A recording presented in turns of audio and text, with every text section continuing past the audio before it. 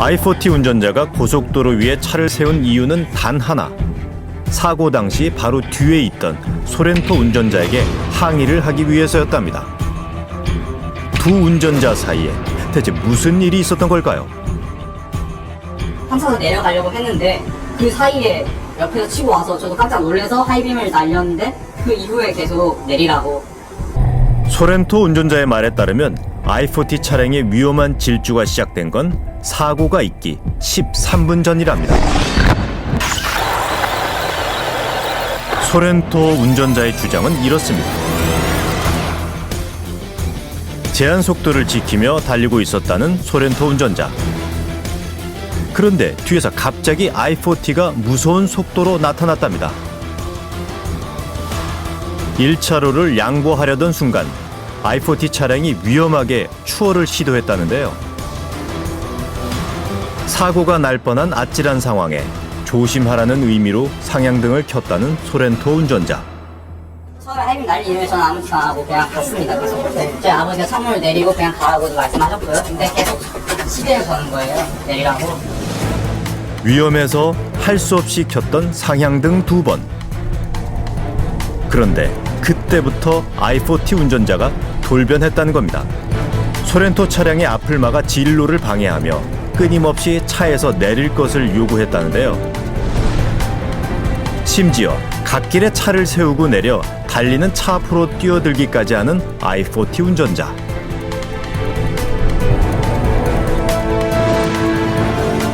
그는 13분 동안 고개 운전을 하다 끝내 고속도로 1차로에 차를 세우더랍니다. 그러니까 상향등 2번 때문에 결과적으로 사고가 일어났다는 건데요. 운전자의 심리를 연구하는 전문가는 아직 밝혀지지 않은 이야기가 더 있을 거라고 말합니다. 벌써 이제 하이빔 한 번으로 이런 상황까지 올 수 있나요? 단지 한 번만으로 이제 그런 행동이 야기될 거라고 생각하지는 않습니다. 그 전에 예를 들어서 그 운전자가 불쾌한 감정이 있었든지 아니면은 그런 행동을 야기하기 전에 또 다른 어떤 행동들을 했든지 어떤 하나의 행동 때문에 분명히 그런 우리가 아주 이렇게 비상식적이고 비합리적인 행동을 하진 않았을 거라고 생각을 합니다. 불법 추월을 하는 I-40를 향해 위험을 경고하려고 상향등을 2차례 깜빡였다는 소렌토 운전자. 그때부터 I-40 운전자가 위험천만한 고개 운전을 했다는데요. 한 사람의 목숨을 앗아간 13분간의 질주는 정말 2차례 상향등 신호 때문에 시작된 걸까요? 사고 5일 뒤 중부고속도로 오중 추돌 사고에 현장 조사가 있었습니다.